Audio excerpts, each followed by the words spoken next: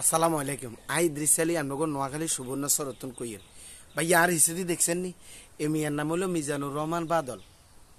এই বেটাকার উপর আর কি অত্যাচার তোরা চালাইতিস? এতে কি বিএমপি জামাতের লোক, এতে কি বিরোধী দলের লোক, এতে কি শেখ হাসিনা ওবায়দুল কাদের এবং আওয়ামী লীগের বিরুদ্ধে সবসময় সমালোচনা করে?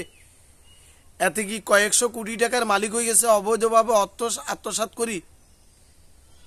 তাইলে এই ব্যক্তিটার উপরে কেন রে তোরা এত অমানসিক, শারীরিক, অর্থনৈতিক, রাজনৈতিক নির্যাতন করতে চাস?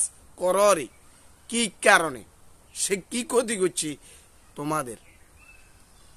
বলতে চাচ্ছি, আমাদের এই যে বৃহত্তর নোয়াখালী ভিতরে একটা উপজেলা, তার নাম হলো, একটা উপজেলা আছে যার নাম কোম্পানিগঞ্জ উপজেলা।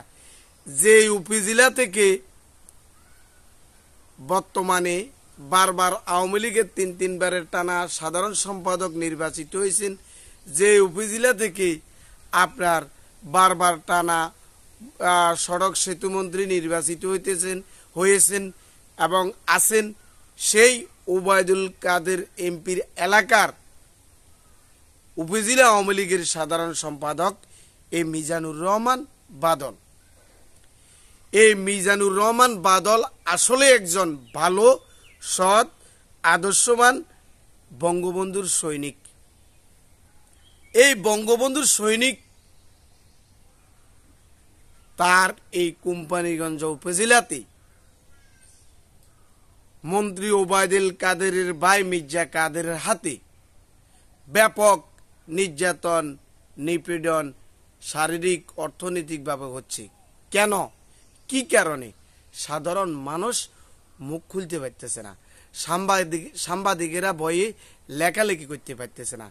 সেখানে সেই উপজেলাতে যিনি প্রশাসনিক ওসির দায়িত্বে যা মন্ত্রীর বাধ্যরে এই মিজানুর রহমান বাদলের কোনো অভিযোগ নিয়ে কোনো আসামিকে ধরতে পারতেছে না। আপনি দেখেন, কিছুদিন আগে এই করোনার সময় ব্যাপক রাস্তায় তাকে পিটাইছিল এই মিজানুর রহমান বাদলের, হাত পা ভাঙ্গি দিছে। ভাঙ্গি দিবার পরও ক্ষান্ত হন, তাকে বিভিন্ন মামলায় জড়িয়ে তাকে জেলে প্রেরণ করা হয়েছিল। অথচ আওয়ামী লীগ ক্ষমতায়, দুর্দিন আওয়ামী লীগ থাকা অবস্থায় নির্যাতিত, নিপীড়িত হওয়া ব্যক্তিগুলো কেন আওয়ামী লীগ ক্ষমতা থাকা অবস্থায় এখনো তারা স্বাধীনতা, শান্তিতে থাকা, শান্তিতে রাজনীতি করা, ব্যবসা বাণিজ্য করা এবং এগুলো সুযোগ সুবিধা পাচ্ছে না? মাননীয় প্রধানমন্ত্রী জননেত্রী শেখ হাসিনা মাজান, আপনার কাছে আমি দৃশ্যালি ক্ষুদ ভিডিও বার্তাটুকু পাঠাইলাম। আপনারা সবাই বেশি বেশি করে শেয়ার করি এই বার্তাটুকু নেত্রী শেখ হাসিনা মাজানের কাছে পৌঁছায় দিন। এই বাংলাদেশ ডিজিটাল থেকে স্মার্ট হচ্ছে, উন্নত হচ্ছে, কিন্তু এক জায়গায় বাংলাদেশ স্মার্ট থেকে জিরো বাঙ্গা থলিতে যাচ্ছে। সেটা হচ্ছে আওয়ামী লীগের নেতা কর্মীর উপর অত্যাচার, নির্যাতন, নিপীড়িত দলীয় গ্রুপিং এর কারণে আজকে দল শূন্য হচ্ছে।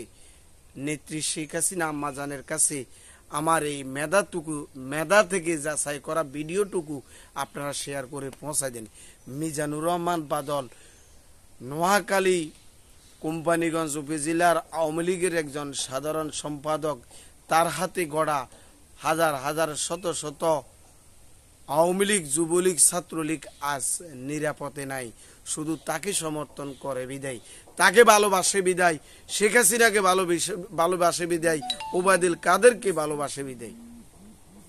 শুধু একটাই ওনার দোষ, কোম্পানিগঞ্জ উপজেলা, কোম্পানিগঞ্জ পৌরসভার যিনি মেয়র আছেন তার কথা মতে উনি চলেন না, উনি তাকে নম করেন না।